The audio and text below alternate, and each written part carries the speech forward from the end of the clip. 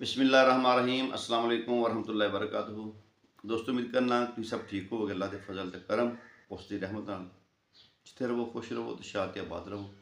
लो जी अज तुहाडे सब दोस्तों वास्ते भैन भरावां वास्ते एक बड़ा खास टिप्स लैके आए हैं जिन्होंने खारिश शुरू हो जाती है। बच्चों है, बूढ़िया, नौजवानों, भैनों भरावां, किसी ने भी खारिश शुरू हो जाती है, तारे खुशक के कोई भी है, उन्होंने सब वास्ते बहुत ही खास टिप्स। सब तो पहले जरूरी गल ये भी एक जिन्होंने खारिश है उन्होंने बिस्तरा बच्चों का या नौजवान ने बिस्तरा अलहदा रखो ताकि ये मर्ज जी दूसरे को मुंतकिल ना हो। जो मौसम साफ होए इन्हों के बिस्तरे जोड़े ने जिन्होंने खारिश है गर्म पानी देना धो दो ताकि जरासीम मुकम्मल तौर पर खत्म हो जाए। हुण चलने परहेज़ ये गर्म अशिया का परहेज़ करना है, खास तौर पर समोसा, बर्गर, शवारमा, उस बाद बड़ा गोश्त, दाल मसानी, बैंगन वगैरह, इन्होंने चीज़ों तो परहेज करो।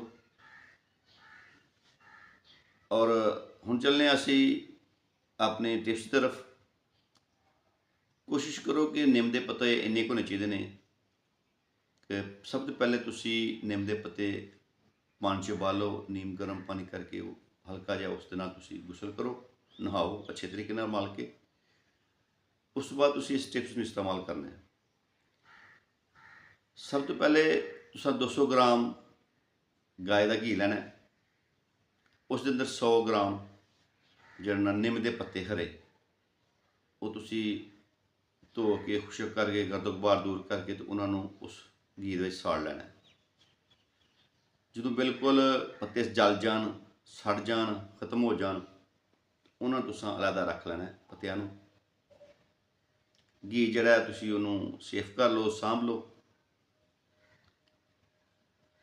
अगर तो बजुर्ग ने या नौजवान ने, साड़ी मावां भैनां ने, उन्होंने वास्ते 1 चमची चाय वाली सालाना किसी भी किस्म का उस अंदर तुसी डाल के वो तुसी रोटी दे नाल खाना है।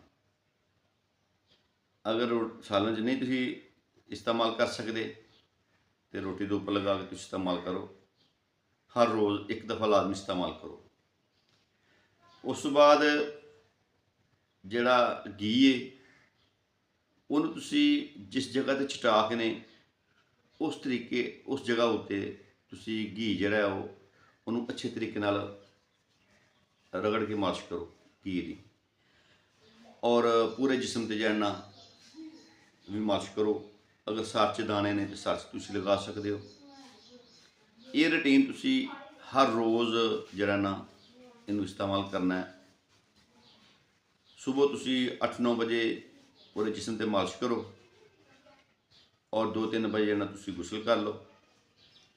जो गुसल करना है तुसी निम के पानी नाल ही जड़ा तुसा उबाल के रखा है, बेशक वो ठंडा भी हो गया है, उहदे नाल तुसी गुसल करना है। पहले साबन देसी नाल नहाना है, उस बाद तुसी वो पानी जड़ा साबन उतारन वास्ते पूरे जिस्म ते बहा लेना है अच्छे तरीके नाल। उस बाद कपड़े तुसी इस्तेमाल कर लो, पा लो कपड़े तुसी। इंशाअल्लाह तुसी इनू 1 हफ्ते दे विच इंशाअल्लाह मुकम्मल तौर पर जिन्होंने खुशक खारिश है, तर खारिश है, इंशाअल्लाह ख़त्म हो जाएगी। दोस्तों बहुत ही आसान ये नुस्खा आजमाया है, बहुत सारे दोस्तों ने आजमाया है कि खारिश जी ने जिन्होंने इंशाअल्लाह ख़त्म हो जाएगी। अगों जोड़े फंगस या जरासीम जोड़े बनते हैं इंशाअल्लाह वो भी निम के पत्ते के नाल ख़त्म हो जाएंगे। यह अगे भी शेयर करो ताकि साढ़े जो दूसरे भैन भरा ने जोड़े इस मर्ज मुबतला ने उन्होंने परेशानी दूर हो जाए।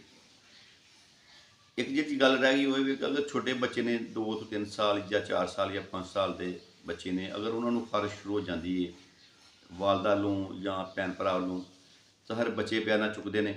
अगर उन्होंने खारिश हो जाती तो उन्होंने वास्ते की करना है?